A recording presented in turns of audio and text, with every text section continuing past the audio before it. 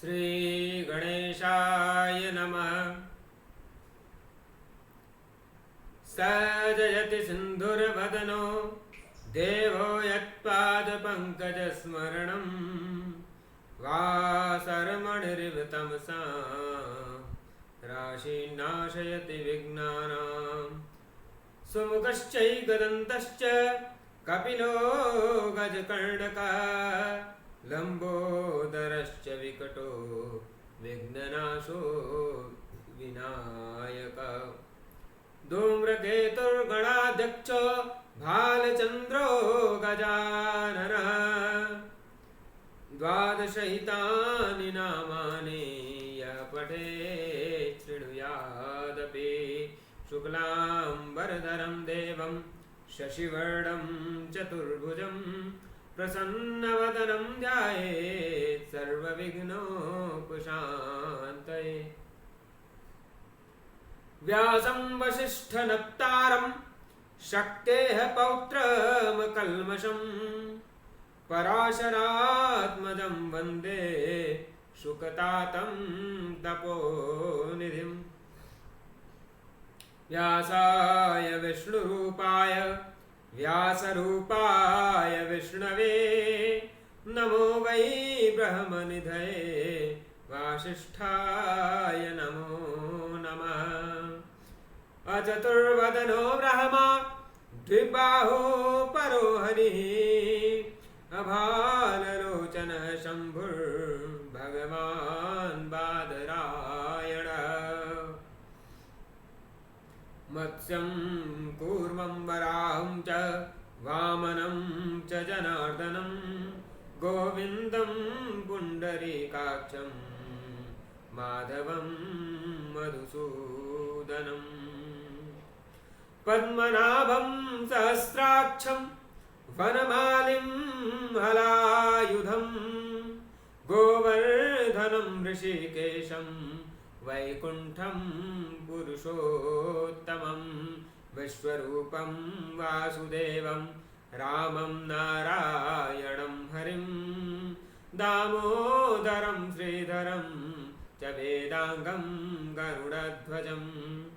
अनन्तं कृष्णगोपालं जपतो नास्ति पातकं गवां कोटिप्रदानस्य अश्वमेधशतस्य च। नमामि शमीशान निर्वाणरूपं विभुं व्यापकं ब्रह्मवेदस्वरूपं। निजं निर्गुणं निर्विकल्पं निरीहं चिदाकाशमाकाशवासं भजेऽहं। निराकारमोङ्कार मूलं तुरीयं गिराज्ञानगोतीतमीशं गिरीशं।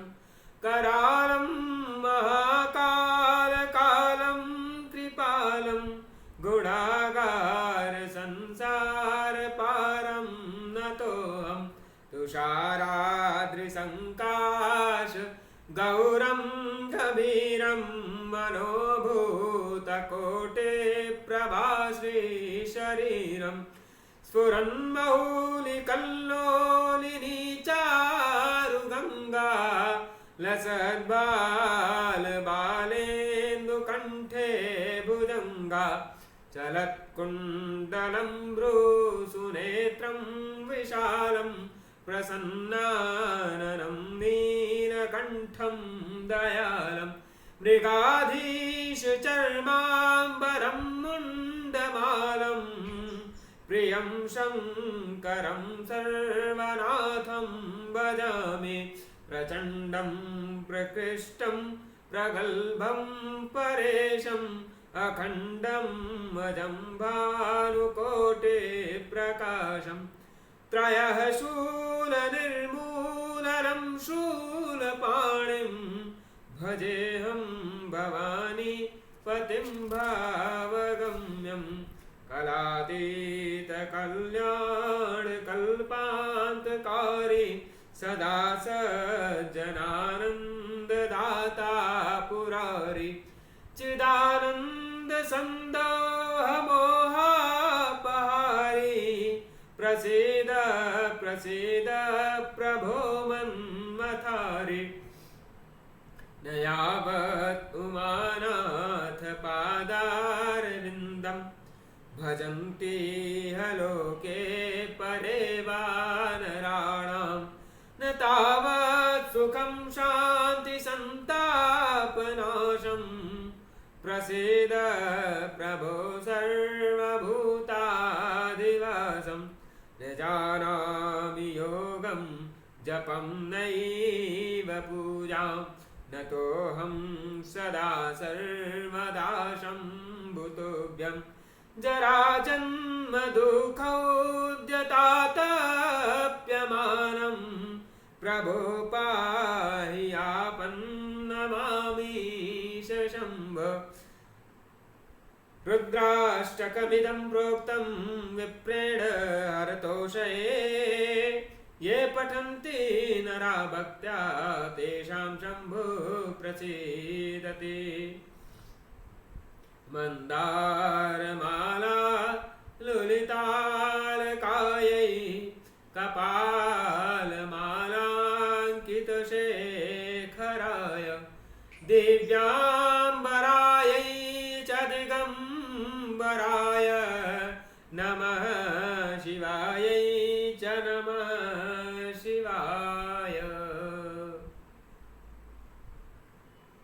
नारायणं नमस्कृत्य नरं चैव नरोत्तमं देवीं सरस्वतीं व्यासं ततो जयमुदीरये नारायण नारायणाखिल गुरो भगवन् नमस्ते शिवाय नमः शिवलिंगाय नमः तन्मे मनः शिव संकल्पमस्तु नारायण।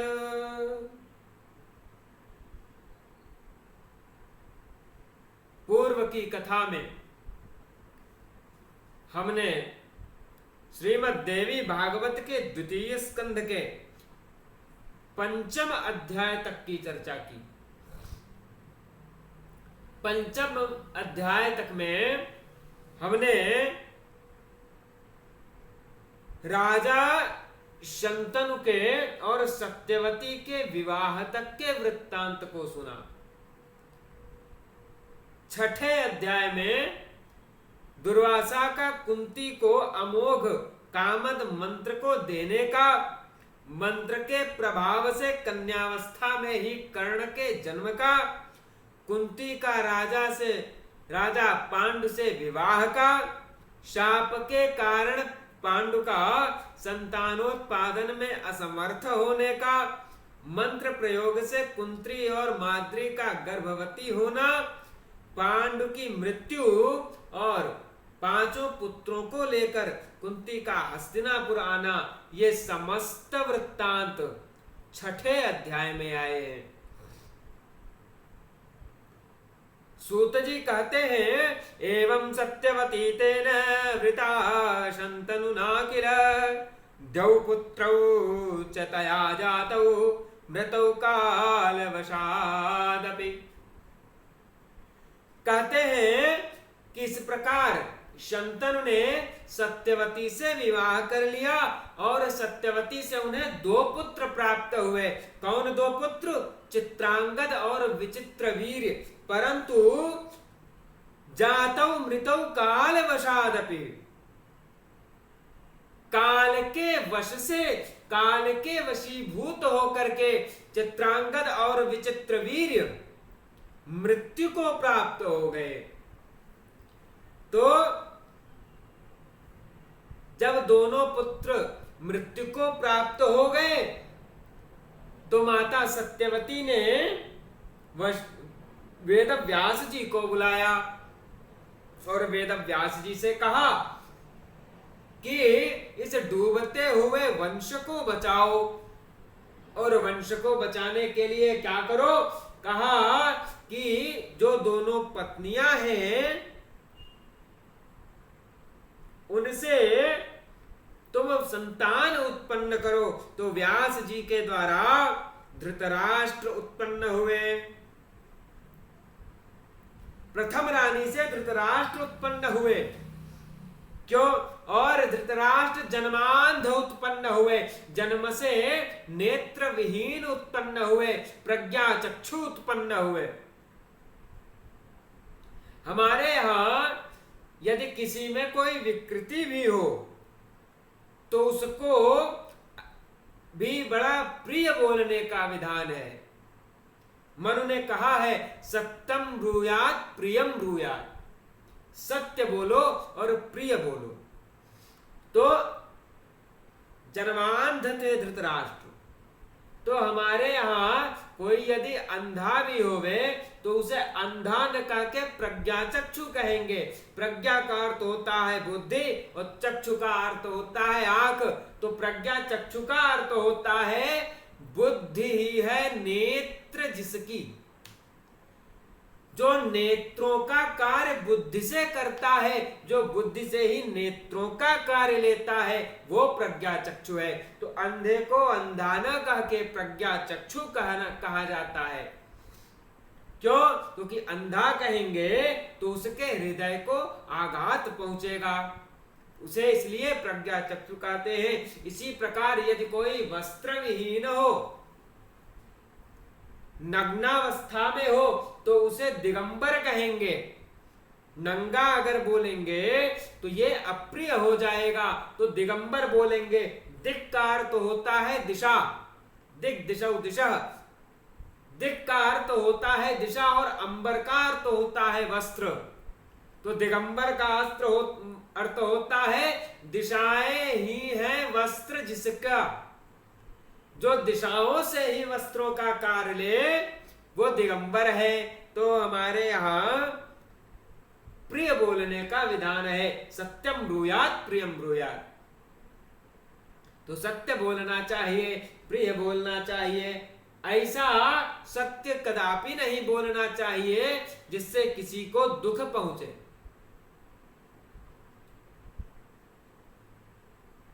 दुख न पहुंचे। एक ही बात को अनेक प्रकार से कहा जा सकता है। एक बड़ी सुंदर कथा आती है कि किसी राजा के पास एक हाथी था। तो राजा ने एक बार घोषणा की कि हम ये हाथी प्रजा में किसी को भी दे देंगे, शर्त ये है हम रोज हाथी का हालचाल पूछेंगे, और अगर किसी दिन पालने वाले ने कह दिया कि हाथी मर गया, उस दिन हम हाथी पालने वाले को फांसी पर चढ़ा देंगे। तो कोई भी हाथी लेने को तैयार नहीं हुआ, क्योंकि सबने कहा कि जीव है एक न एक दिन मरेगा, और रोज जब हाल चाल बताना है तो जिस दिन मरेगा उस दिन अगर बता दिए कि हाथी मर गया तो फांसी हो जाएगी।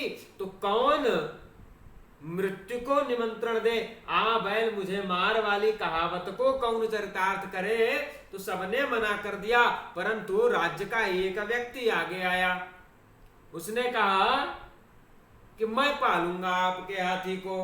राजा ने दे दिया। राजा ने कहा ध्यान रखना, अगर तुमने किसी दिन ये कहा कि हाथी मर गया, उस दिन तुमको फांसी पर चढ़ा दिया जाएगा। तो उस व्यक्ति ने कहा महाराज मंजूर है, मैं कभी नहीं कहूंगा कि हाथी मर गया। तो रोज तो हाथी उसको दे दिया गया। नित्य उससे हाथी की कुशल क्षेम पूछी जाती, वो नित्य का नित्य बता देता। दैव योग से एक दिन हाथी की मृत्यु हो गई।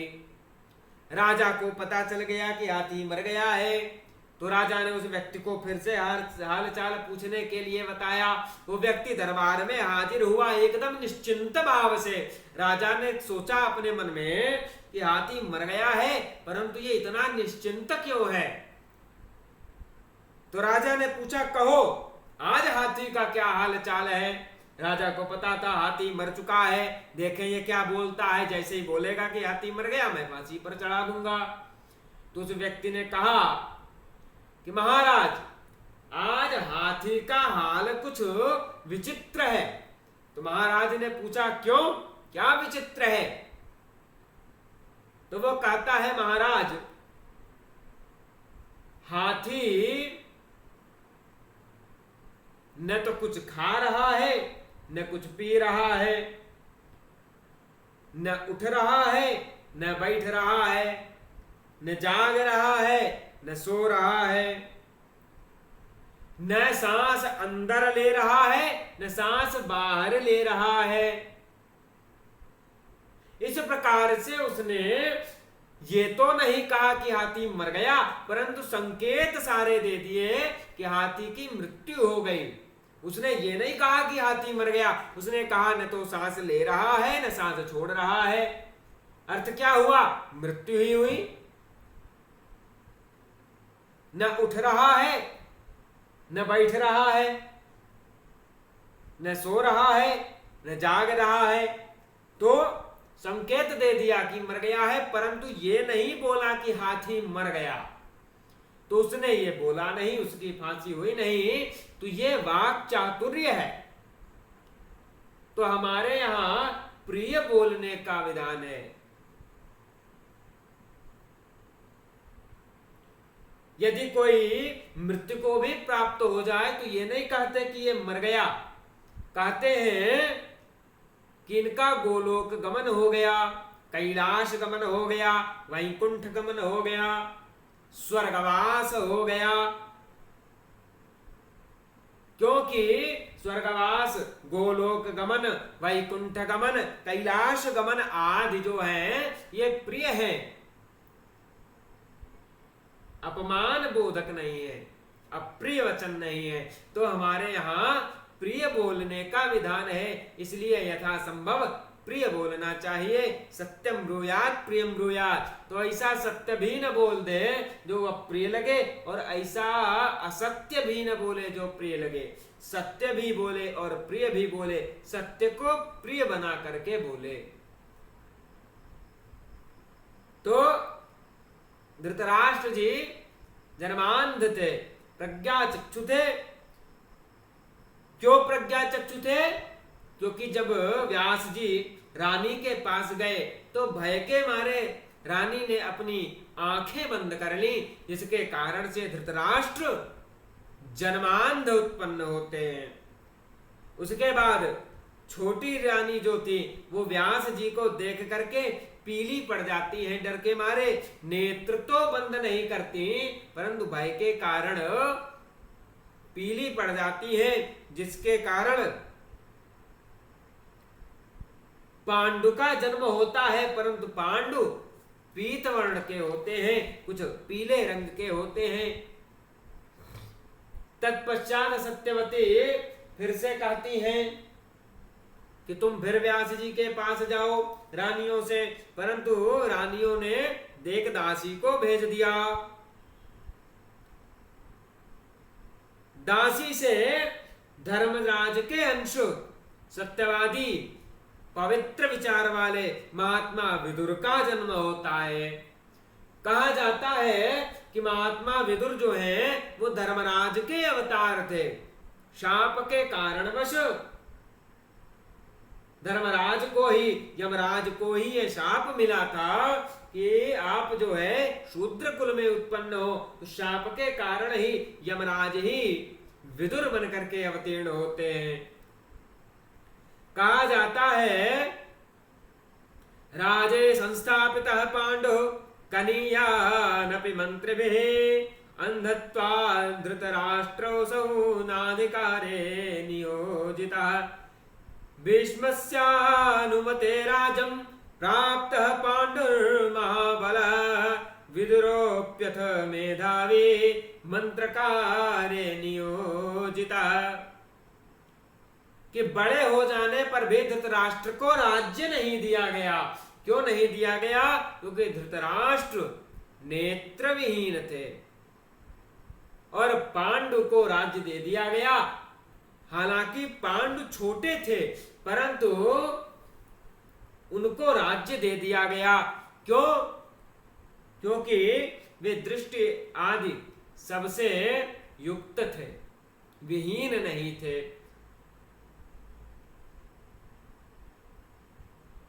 तो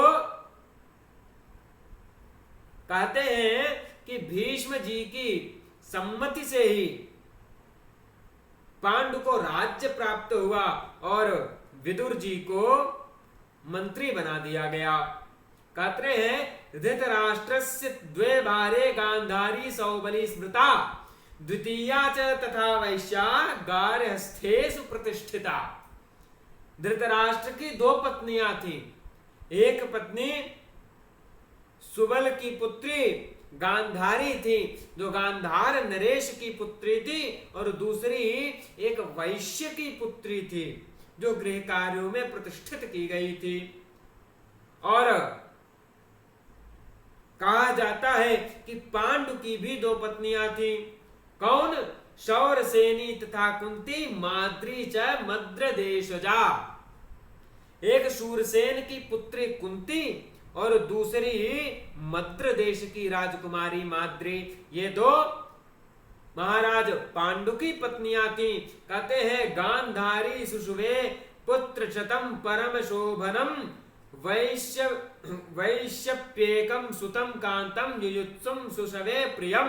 कि गांधारी ने परम सुंदर 100 पुत्र उत्पन्न किए एवं वैश्या रानी ने युयुत्सु नाम का एक कांतिमान और प्रिय पुत्र उत्पन्न किया।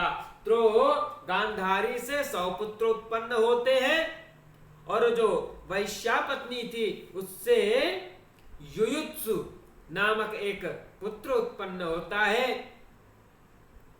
तो इस प्रकार धृतराष्ट्र के 101 पुत्र थे। कहते हैं कि कुंती तो प्रथमं कन्या सूर्यात् कर्णं मनोहरं सुषुवे पितृगृहे हस्ता पश्चात पांडु परिग्रह। कि कुंती ने कुमारी अवस्था में ही अपने पिता के घर रहते हुए सूर्य से कर्ण नाम वाला एक सुंदर पुत्र उत्पन्न किया था, जिसके बाद कुंती का पांडु से विवाह होगा।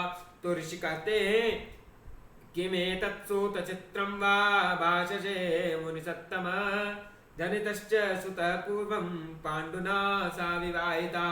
और सूर्यात् कर्ण कथं जातः कन्यायां वद विस्तरात् कन्या कथं पुनर्जाता पांडुना स विवाहिता। कह रहे हैं कि हे सूत जी, आप ये कैसी बात बता रहे हैं, इतने आश्चर्यजनक बात बता रहे हैं कि पहले पुत्र उत्पन्न हुआ फिर कुंती का विवाह हुआ। और ये बताइए कि सूर्य के द्वारा कुंती से कर्ण की उत्पत्ति कैसे हुई और वह कुंती पुनः कन्या ही कैसे रह गई जो पांडु के साथ उसका विवाह हो गया। यह विस्तार पूर्वक बताइए। ध्यान रखिए, सनातन धर्म में शास्त्रीय विधा से कन्या के विवाह का वर्णन है, स्त्री के विवाह का, स्त्री दान का वर्णन शास्त्रों में नहीं मिलता। तो कन्यादान होता है। इसीलिए कहते हैं कि कन्या कथम पुनर्जाता पांडुना सा विवाहिता, कि वो कन्या ही कैसे रह गई जो उसका पांडु के साथ विवाह हो गया। क्योंकि पांडु के साथ विवाह हुआ इसका अर्थ है कि वो कन्या थी और एक पुत्र पूर्व में हो चुका, तो वो कन्या कैसे रह गई, इस रहस्य को बताइए। सूत जी कहते हैं शूरसेन सुता कुंती बाल भावे यदा दुजाः कुंती भोजेन राज्ञा तो प्रार्थिता कन्यका शुभा कुंती भोजनेन सा बाला पुत्री परिकल्पिता सेवनाथं तु दीप्तस्य वेता चारुहासिनी। कहते हैं कि शूरसेन की वो जो कन्या जब शिशु थी तब राजा कुंती भोज ने उस सुंदर कन्या को मांग लिया था और उन्होंने कुंती को अपना पुत्री बना करके रखा और उसे अग्निहोत्र के कार्य में नियुक्त कर दिया। तो एक बार महर्षि दुर्वासा वहां पर आ पहुंचे और चातुर्मास्य के लिए वहीं रहने लगे।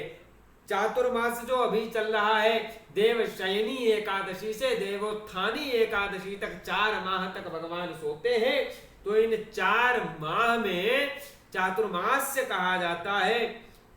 चातुर्मास में बड़ी पवित्रता के साथ रहना चाहिए, सात्विक आहार विहार विचार करना चाहिए, यथासंभव ब्रह्मचर्य का पालन करना चाहिए, पर निंदा आदि नहीं करनी चाहिए, संभव हो तो भूमि पर सोना चाहिए, यात्रा आदि नहीं करनी चाहिए। इस प्रकार से अनेक नियम है चातुर्मास के। तो चातुर्मास के लिए दुर्वासा ऋषि वहीं रहने लगे और कुंती ने महर्षि दुर्वासा की बड़ी सेवा की, खूब सेवा की, मन लगा करके एकदम सेवा की, ऐसी सेवा की कि दुर्वासा जी संतुष्ट हो गए। और संतुष्ट होकर के उन्होंने कुंती को ऐसे मंत्र का उपदेश किया कि जिसके प्रयोग से आवाहित किए गए देवता, उस मंत्र से जिस किसी भी देवता को बुलाया जाएगा वो देवता उपस्थित होंगे और उसकी अभिलाषा को पूर्ण करेंगे। ददौ मंत्रम शुभम तस्यै येनाहुतासुरसयम् समायाति तथा कामं पूरयिष्यति वांछितम्। तो कहते हैं कि दुर्वासा मुनि जब वहां से चले गए तो अपने घर में बैठी हुई कुंती उस मंत्र की परीक्षा करने का सोचने लगी। कुंती ने सोचा कि दुर्वासा जी मंत्र देकर तो गए हैं, आओ इसकी परीक्षा करके देखें कि मंत्र कार्य करता भी है कि नहीं करता है। तो कुंती सोचने लगी कि किस देवता का ध्यान करूं। तो कुंती ने पूर्व दिशा में देखा कि सूर्य नारायण का उदय हो रहा है। तो उदय होते हुए सूर्य को देखा और कुंती ने सूर्य का आवाहन करते हुए मंत्र का उच्चारण कर दिया और मंत्र के प्रभाव से सूर्य देव अपने मंडल से अत्यंत सुंदर मनुष्य का रूप धारण करके आकाश से कुंती के भवन में उतर आए। जब कुंती ने सूर्यदेव को आते हुए देखा तो कुंती बड़ी आश्चर्यचकित हो गई और कांपती हुई तत्काल रजो धर्म को प्राप्त हो गई। तो कहते हैं कि कृतांजलि स्थिता सूरम बभाषे चारुलोचना सुप्रीता दर्शनेनाद गच्छतम निज मंडलम। सूर्यदेव को देख करके कुंती हाथ जोड़ करके कहती है सूर्य नारायण से कि मैं आपके दर्शन से प्रसन्न हो गई, अब आप अपने मंडल को वापस चले जाइए, हमको आपसे कुछ नहीं चाहिए। हमने मंत्र का परीक्षा किया, मंत्र की परीक्षा करने के लिए आपका आवाहन किया, मंत्र की परीक्षा हो गई, आप आए, हमको बड़ी प्रसन्नता हुई, अब आप अपने मंडल को चले जाइए, जहां से आए हैं वहां चले जाइए। तो सूर्य कहते हैं आहूतोस्मि कथम कुंती त्वया मंत्र बलेन वै न मां भजसि कस्मात् त्वं समाहूय पुरोगतम् कमार्तोस्य सितापांगी भज मां भावसंयुतं मंत्रेणाधीनतां प्राप्तं क्रीडितुं नयमामित। कि कुंती, तुमने मुझे मंत्र के बल से क्यों बुलाया है? तुम मुझे बुला करके भी अपने समक्ष मुझे सूर्य की सेवा क्यों नहीं करती हो? मैं इस समय कामार्त हूं, अतः प्रेम के साथ मेरा सेवन करो और मंत्र के द्वारा अधीनता को प्राप्त मुझको तुम विहार करने के लिए ले चलो। तो कुंती कहती है कन्या अस्मि हम तो धर्मज्ञ साक्षिन्न माम्यहं तवाप्यहं तदुर्वाच कुलकन्यास्मि सुव्रत। कहती है कि कुंती कि मैं अभी कन्या हूं, मैं आपको प्रणाम करती हूं, आप कोई अनुचित बात न कहें। क्यों? क्योंकि मैं कुलीन कन्या हूं। तो सूर्य कहते हैं कि यदि मैं इस समय व्यर्थ लौट जाता हूं तो मेरे लिए बड़ी लज्जा की बात होगी। मैं देवताओं में निंदा का पात्र बनूंगा, इसमें संशय नहीं है। कहते हैं सूर्यदेव कि यदि तुम मेरे साथ रमण नहीं करोगी तो मैं तुमको और जिस मुनि ने तुमको मंत्र दिया है दोनों को शाप दे दूंगा। तुम्हारा कन्या धर्म स्थिर रहेगा, इस रहस्य को लोग नहीं जान सकेंगे और तुमसे मेरे समान ही तेजस्वी पुत्र उत्पन्न होगा। और यह कह करके सूर्यदेव अपनी ओर आसक्त मन वाली कुंती से संसर्ग करके तथा उसे मनोवांछित वरदान दे करके चले गए।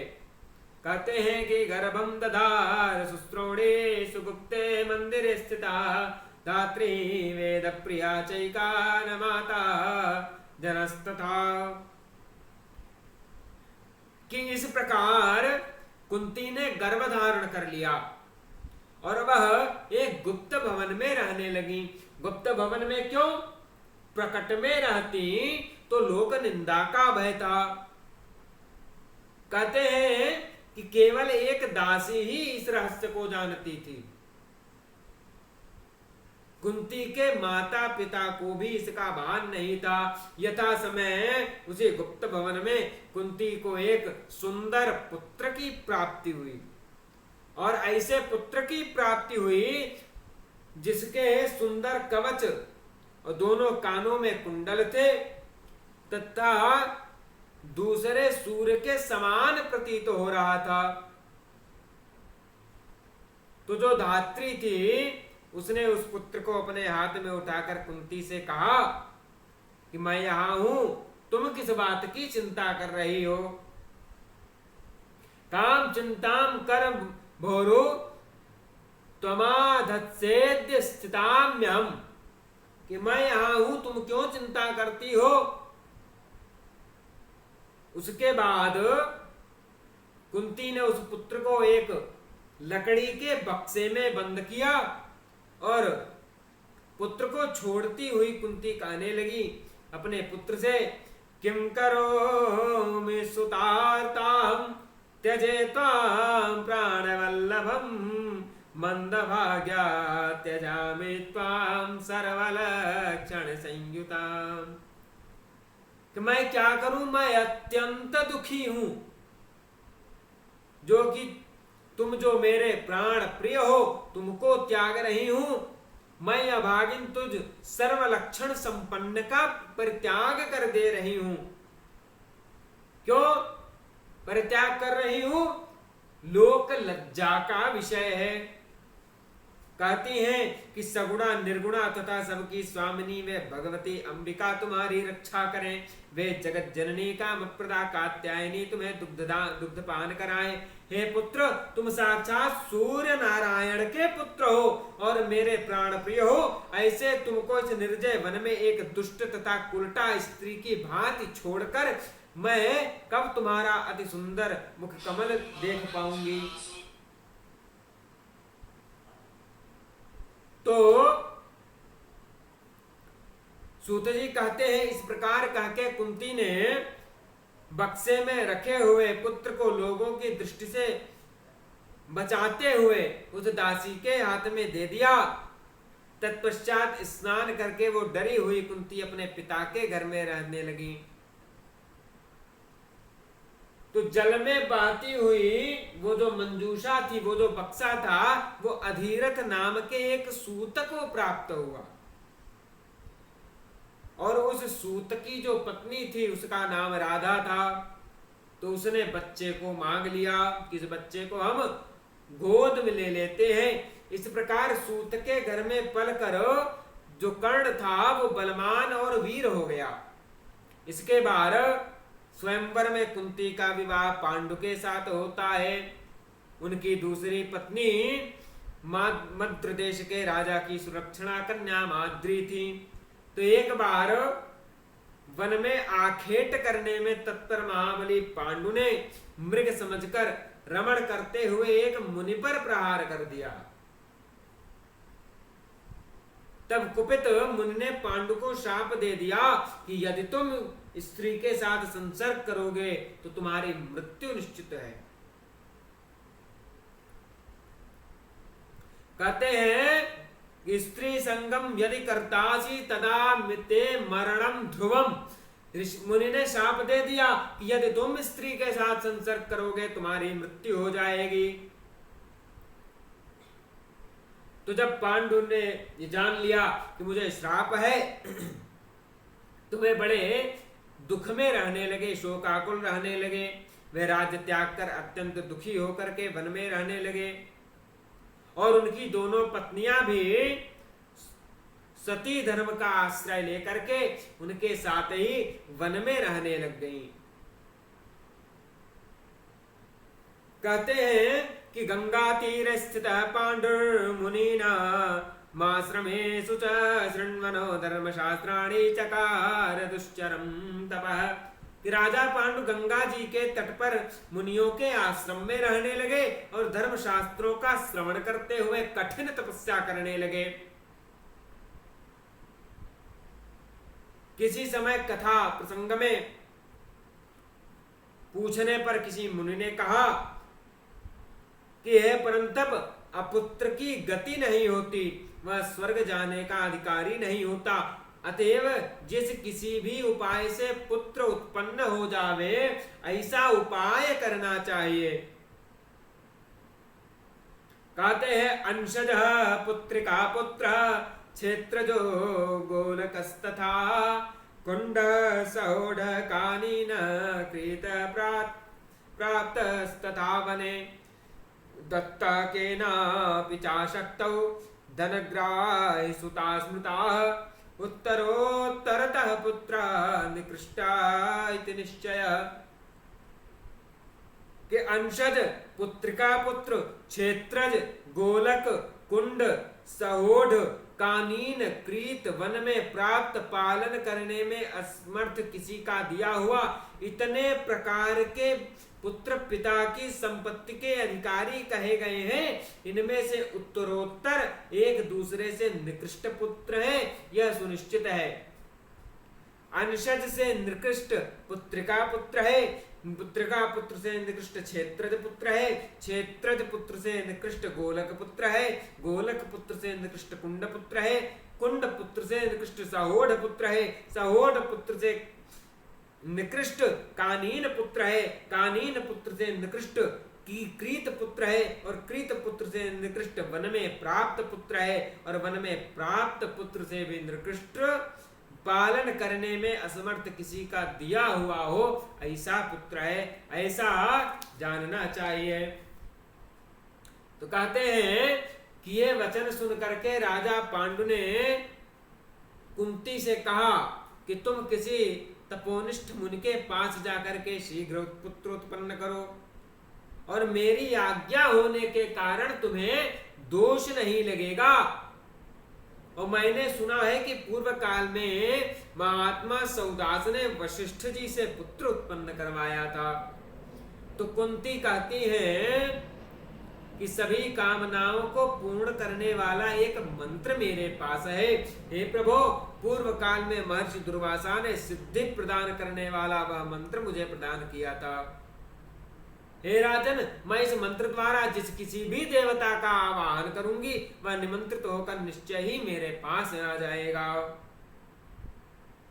तो पति की आज्ञा से कुंती ने देवताओं में श्रेष्ठ धर्मराज का स्मरण करके उनके संयोग से सर्वप्रथम युधिष्ठिर को पुत्र रूप में उत्पन्न किया। तत्पश्चात वायु के द्वारा भीम को और इंद्र के द्वारा अर्जुन को उत्पन्न किया। इस प्रकार एक एक वर्ष के अंतराल में कुंती के 3 महाबली पुत्र उत्पन्न हो गए।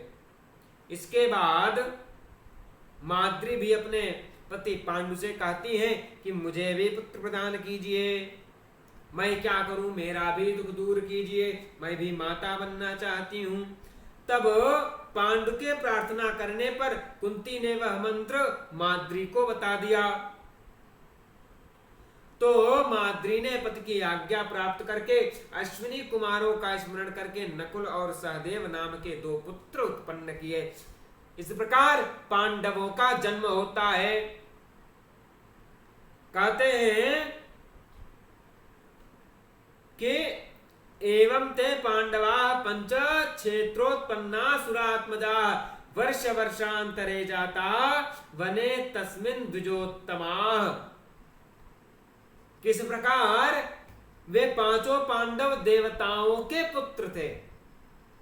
वे क्षेत्रज पुत्र के रूप में उन वनों में क्रमशः एक एक वर्ष के अंतर से उत्पन्न हुए। कहते हैं एकस्मिन् समये पांडुर्माद्रिं दृष्टवात् निर्जने आश्रमे चाति कामार्तो जग्रागत वैशसः। कि एक बार पांडु ने माद्री को निर्जन आश्रम में देख करके अपनी मृत्यु निकट आई होने के कारण वे अत्यंत कामातुर हो गए और माद्री के द्वारा बार बार नहीं नहीं कहने पर भी उन्होंने बलपूर्वक अपनी पत्नी का आलिंगन कर लिया और शाप के कारण दैववश वे पृथ्वी पर गिर पड़े। कहते हैं यथा वृक्ष गता वल्ली छन्ने पतति वै द्रुमे तथा सा पतिता बाला कुर्वन्ति रोदनम बहु। जैसे वृक्ष पर चढ़ी हुई लता वृक्ष के कट जाने पर गिर पड़ती है, वैसे ही रानी माद्री भी बहुत रुदन करते हुए गिर पड़ी। माद्री का रुदन सुनकर के कुंती, सभी बालक और महाभाग मुनिगण भी वहां आ गए। इस प्रकार जब पांडु की मृत्यु हो गई तब सभी व्रतधारी मुनियों ने गंगा के तट पर चिता लगाकर उनका दाह संस्कार कर दिया। तत्पश्चात अपने दोनों पुत्रों नकुल और सहदेव को कुंती को सौंप करके सती धर्म का पालन करते हुए माद्री सत्य की कामना से पांडु के साथ सती हो गई। हमारे देश में सती के नाम पर बड़ी भ्रांति है। एक भ्रम फैला दिया गया कि सती जो है वो कुरीति है। सर्वप्रथम जो ध्यान देने योग्य बात है वो ये है कि पहली बात कि सती विधान है, कोई नियम नहीं है कि सबको सती होना ही है। सबको सती होना हो ऐसा कोई नियम नहीं है, विधान है, ऐच्छिक है, जो चाहे हो जो चाहे न हो। दूसरी बात सती होने के लिए अधिकार भी सबको नहीं है। जो पतिव्रता हो, पति सेवा परायणा हो, ऐसी स्त्रियों को ही सती होने का अधिकार है। सबको सती होने का अधिकार नहीं है।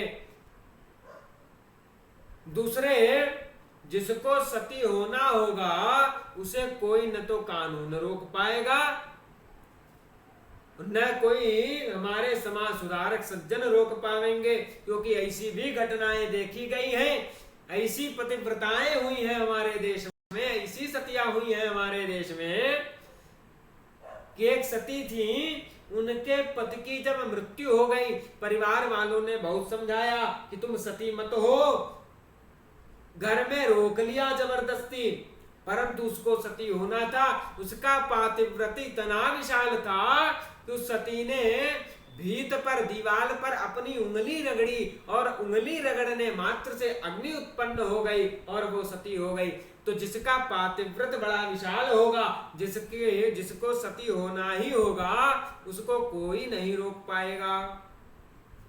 तो प्रथम सबको सती होने का अधिकार नहीं है। दूसरा सती होना पूर्णतया ऐच्छिक है। यदि नियम होता तो आप हमको ये बतावें, हमको समाज सुधारक जन बतावें कि यदि नियम होता हर स्त्री के लिए तो माद्री सती हो गई, कुंती क्यों नहीं हुई? दशरथ जी की मृत्यु होती है परंतु उनकी तीनों रानियां कौशल्या, कैकेयी, सुमित्रा, ये तीनों ही नहीं होती हैं सती। कारण क्या है? कारण यही है कि सती होना ऐच्छिक है, अनिवार्य नहीं है। कुछ नियम होते हैं, कुछ विधान होते हैं, नियम अनिवार्य होते हैं। उदाहरण के लिए द्विजों के लिए यज्ञोपवीत और संध्या जो है वो नियम है, अनिवार्य है। अनिवार्य रूप से संध्या और यज्ञोपवीत का पालन होना चाहिए और हिंदू मात्र को शिखा का पालन अनिवार्य रूप से करना चाहिए। इसमें इच्छा अनिच्छा नहीं है कि आपकी इच्छा नहीं है तो यज्ञोपवीत नहीं पहनेंगे, आपकी इच्छा नहीं है तो संध्या नहीं करेंगे, ऐसा नहीं। संध्या करनी ही चाहिए, वो अनिवार्य है।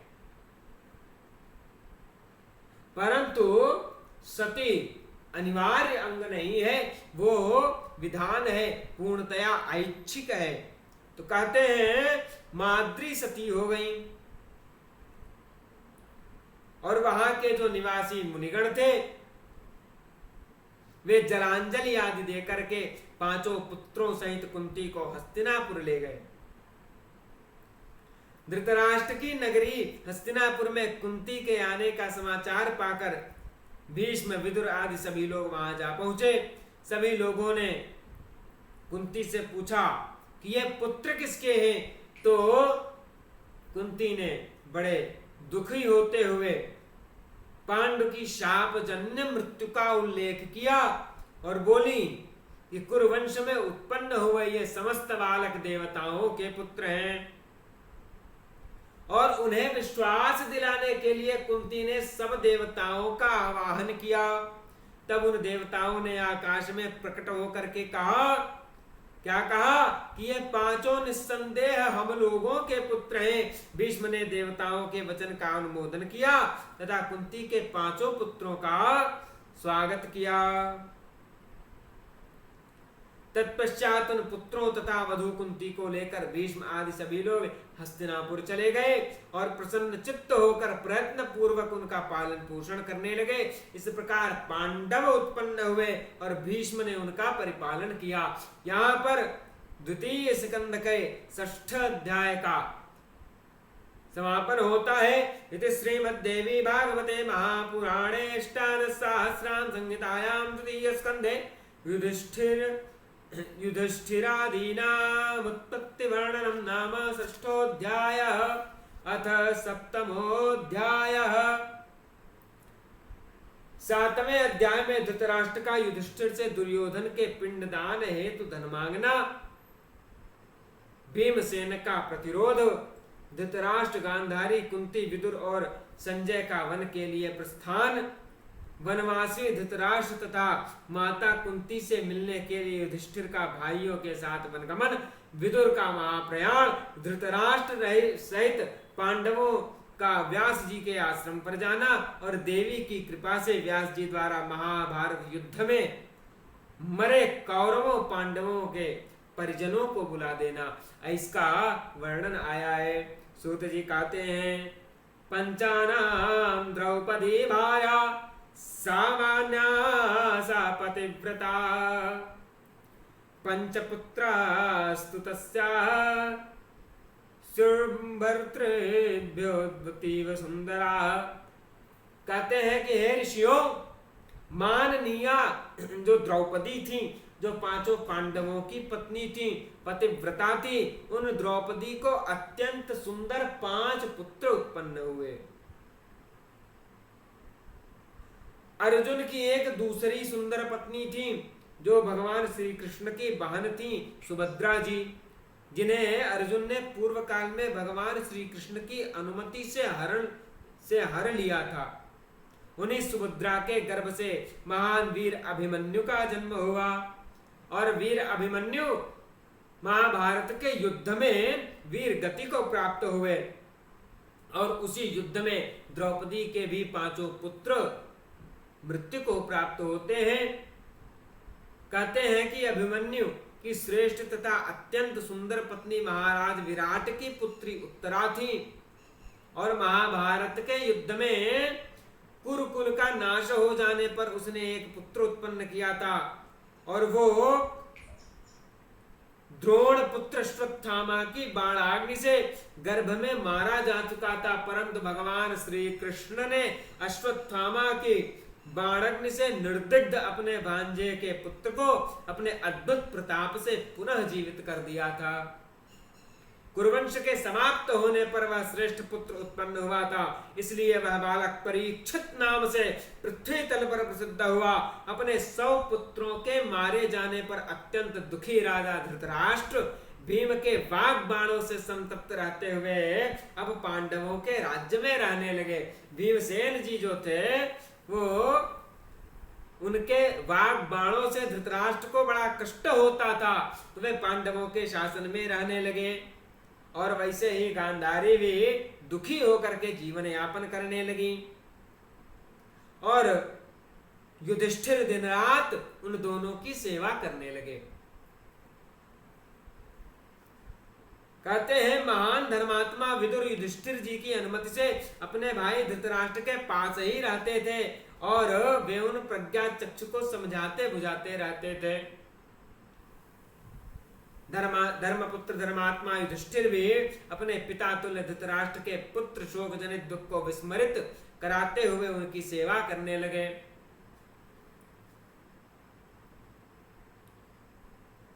कहते हैं कि यथा शृणोति वृद्धोऽसौ तथा भीमोति रोषितः वाग्बाणेन हनतं तु श्रावयन् संस्थितान् जनान्। कि जिस किसी भी प्रकार धृतराष्ट्र सुन ले, इसको ध्यान में रख करके जो भीमसेन जी थे वो अत्यंत क्रोधित हो करके अपने वचन रूपी बाणों से उन पर सर्वदा प्रहार करते थे, हमेशा ताना सुनाते थे अनेक प्रकार से। जितने भी लोग वहां उपस्थित होते थे उनको सुना सुना करके भीम कहते थे कि मैंने इस दुष्ट अंधे के सभी पुत्रों को रणभूमि में मार डाला और दुशासन के हृदय का रक्त जी भर के पी लिया। अब यह अंधा निर्लज्ज होकर मेरे दिए हुए पिंड को कौवों एवं कुत्तों की बात खाता है। अब तो यह व्यर्थ ही जीवन बिता रहा है। कहते हैं मया पुत्रा हताः सर्वे दुष्टस्य अंधस्य तेरणे दुशासनस्य रुधिरं पीतं मृद्यं तथा भृशं भुनक्ति पिण्डमन्धोऽयं मया दत्तं गतत्रप द्वांच वद्वाश्वच्चापि वृथा जीवत्यसौ जनः। तो भीमसेन की इस प्रकार की कठोर बातें प्रतिदिन उन्हें सुनाते थे, परंतु जो युधिष्ठिर जी थे वे धर्म के पुत्र थे, इसलिए वो धृतराष्ट्र को बार बार समझाते थे, धैर्य प्रदान करते थे कि ये भीम तो मूर्ख है, इसकी बातों को क्या बुरा मानना, ये मूर्ख है। इस प्रकार धृतराष्ट्र 18 वर्षों तक पांडवों के शासन में रहे। तत्पश्चात उन्होंने युधिष्ठिर से वन में जाने की इच्छा प्रकट की। वे कहते हैं कि अब मैं अपने पुत्रों के लिए विधि पूर्वक पिंडदान करूंगा। यद्यपि भीम ने सभी का और दैहिक कर्म कर दिया था, परंतु वैर का स्मरण करते हुए उन्होंने मेरे पुत्रों का नहीं किया। अतः यदि आप मुझे कुछ धन दें तो मैं अपने पुत्रों का पिंडदान आदि करना चाहता हूं और उसके बाद तप करने वन में चला जाऊंगा। विदुर ने भी एकांत में युधिष्ठिर से जब ऐसा कहा तब उन्होंने धनार्थी धृतराष्ट्र को धन देने का निश्चय कर लिया। राजा युधिष्ठिर ने परिवार के सभी जनों को बुलाकर कहा कि हे महाभाग, मैं कौरवों के श्राद्ध करने के इच्छुक ज्येष्ठ पिता को धन प्रदान करूंगा। तो युधिष्ठिर जी की बात सुनकर भीमसेन को गुस्सा आ गया। वो उठ के खड़े हो गए, बोले दुर्योधन के कल्याण के लिए राजकोष का धन क्यों दिया जाए? इस अंधे धृतराष्ट्र को भी सुख मिलेगा, इससे बड़ी मूर्खता और क्या होगी? दुर्योधन के लिए राजकोष क्यों खुले? जिसने जीवन भर हमें कष्ट दिया, जिसके कारण हम वन वन भटके, जिसके कारण द्रौपदी का इतना अपमान हुआ, उसके लिए राजकोष से धन क्यों निकले? आपकी दूषित मंत्रणा के फलस्वरूप ही हम लोगों ने वनवास का कठोर कष्ट कहा। दुरात्मा दुशासन महारानी द्रौपदी को अपमान पूर्वक सभा में खींच लाया और कहते हैं कि आपकी ही कृपा थी बड़के भैया कि हम लोगों को विराट राजा के घर में रहना पड़ा और अपनी अमित पराक्रम वालों को मध्य देश के राजा की दासता स्वीकार करनी पड़ी थी। और कहते हैं कि बड़के भैया अगर आप जुआ न खेले होते तो हमारी दुर्गति क्यों होती? और मगध नरेश जरासंध का वध करने वाले मुझको राजा विराट के यहाँ रसोइया बनना पड़ा। मैं भीमसेन जिसने जरासंध को भी मार दिया, मुझे राजा विराट के यहाँ खाना बनाना पड़ा भैया आप के कारण। आप ही की मंत्रणा थी, समाप ही करते थे, झेलते हम थे। कहते हैं कि आपके ही कारण अर्जुन को विराट राजा के यहाँ स्त्री का रूप धारण करके उनके बच्चों को नृत्य की शिक्षा देने के लिए बृहन्नला बनना पड़ा। गांडीव धनुष के स्थान पर अर्जुन को अपने हाथ में कंकण धारण करना पड़ा। और कहते हैं मनुष्य का शरीर पाकर के इससे बड़ा कष्ट की बात और क्या होगी? कहते हैं कि अर्जुन के सिर पर चोटी और आंखों में काजल की बात का स्मरण करके तो मेरे मन में यही आता है कि तलवार निकाल के धृतराष्ट्र का सर काट दूं। इसके अतिरिक्त मुझे शांति नहीं मिल सकती। हे राजन, मैंने आपसे परामर्श किए बिना ही जैसे सभी कीचकों का वध कर डाला, वैसे ही स्त्रियों समेत धृतराष्ट्र के सभी पुत्रों का भी वध मैं नहीं कर पाया। हे राजेंद्र, यह आपकी नासमझी ही थी कि जब गंधर्वों ने दुर्योधन आदि हमारे शत्रुओं को बंदी बना लिया था, तब आपने उन्हें छुड़ा दिया। बड़के भैया बन के क्या जरूरत थी छुड़ाने की? गंधर्वों ने पकड़ा था, वही निपटा देते, इतना युद्ध ही नहीं होता, बवाल ही नहीं होता, आप पहुंच गए बचाने। कहते हैं और बड़के भैया आज आप फिर कल्याण के लिए, दुर्योधन के कल्याण के लिए धन देने की इच्छा कर रहे हैं। आपके कहने पर भी मैं धन नहीं देने दूंगा। और ऐसा कहकर के भीम जी चले गए। तब युधिष्ठिर जी अपने अन्य भाइयों से कहते हैं कि हमें धन देना चाहिए। सर्वसम्मति हो गई और भीम के अतिरिक्त अन्य भाइयों की सम्मति से धृतराष्ट्र को बहुत सा धन दे दिया गया। तब अंबिका पुत्र धृतराष्ट्र ने धन लेकर अपने पुत्रों का विधिवत श्राद्ध कर्म कराया, ब्राह्मणों को विधिवत दान दिए। इस प्रकार अपने पुत्रों का श्राद्ध कर्म करके गांधारी सहित महाराज धृतराष्ट्र, कुंती तथा विदुर के साथ शीघ्र ही वन में चले गए। महाराज धृतराष्ट्र, गांधारी, कुंती और विदुर वन में चले जाते हैं और संजय द्वारा सबको यह समाचार मिला कि धृतराष्ट्र जी वन में जा रहे हैं। उस समय अपने पुत्रों को मना करने पर भी शूरसेन की पुत्री कुंती उनके साथ चली गई। ये सुनकर के भीमसेन जी रोने लगे। वे तथा अन्य सभी कौरव उन लोगों को गंगा तट पर पहुंचाकर पुनः हस्तिनापुर लौट आते हैं। तत्पश्चात धृतराष्ट्र गंगा तट पर स्थित शुभ सतयूप आश्रम में पहुंचे और वहां पर्णकुटी बना करके एक चित्त होकर तपस्या करने लगे। जब वे तपस्वी चले गए तब इस प्रकार 6 वर्ष बीत गए। तब उनके विरह से संतप्त युधिष्ठिर अपने भाइयों से कहने लगे कि भाइयों, मैंने स्वप्न देखा है। क्या स्वप्न देखा है? कि वन में रहती हुई माता कुंती अत्यंत दुर्बल हो गई है। अतः मेरे मन में माता और पिताजनों को देखने की इच्छा हो रही है। साथ ही महात्मा विदुर तथा महाबुद्धिमान संजय से भी मिलने की मेरी इच्छा है। यदि आप लोगों को यह उचित प्रतीत होता हो तो हम लोग वहीं चले, ऐसा मेरा विचार है। तब वे सभी भाई सुभद्रा, द्रौपदी, महाभागा, उत्तरा और अन्यान्य नागरिक जन वहां एकत्रित हुए। दर्शन के लिए उत्सुक उन पांडवों ने सभी लोगों को के साथ शतयूप आश्रम में जाकर के धृतराष्ट्र आदि को देखा। सब दिखाई दिए, विदुर जी नहीं दिखाई दिए। तब धर्मराज युधिष्ठिर पूछते हैं कि विदुर जी कहाँ हैं? तब धृतराष्ट्र कहते हैं कि विदुर तो विरक्त एवं निष्काम होकर के सब कुछ त्याग करके कहीं एकांत में रहते हुए परमात्मा का ध्यान कर रहे होंगे।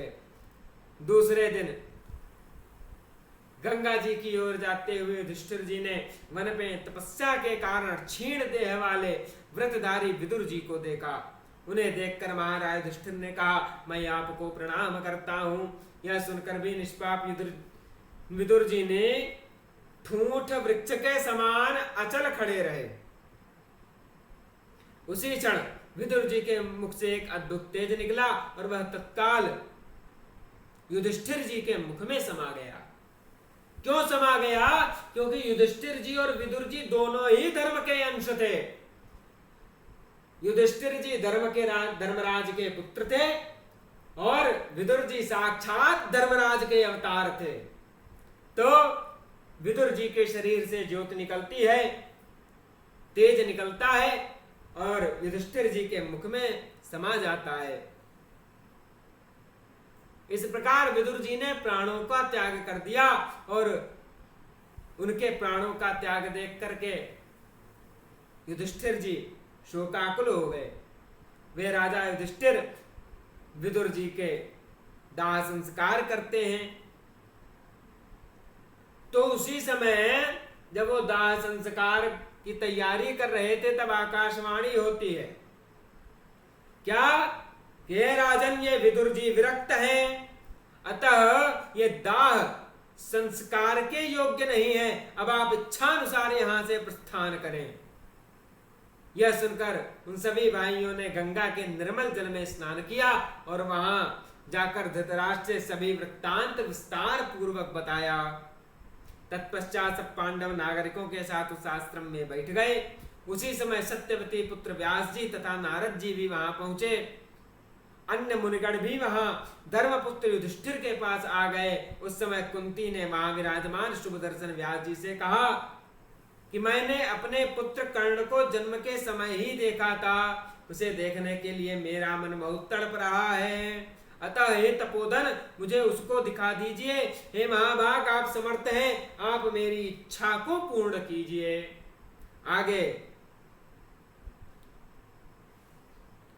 सभी प्रार्थना करते हैं अपने अपने संबंधियों को देखने की।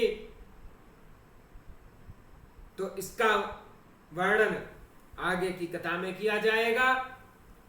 2 मिनट भगवान नाम संकीर्तन, तत्पश्चात वाणी को विराम।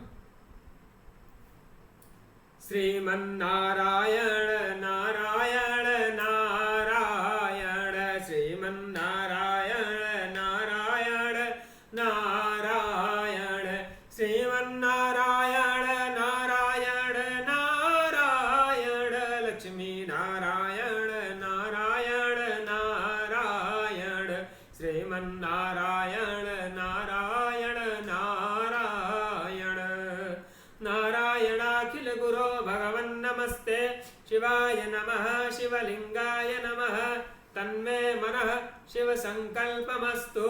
नारायण।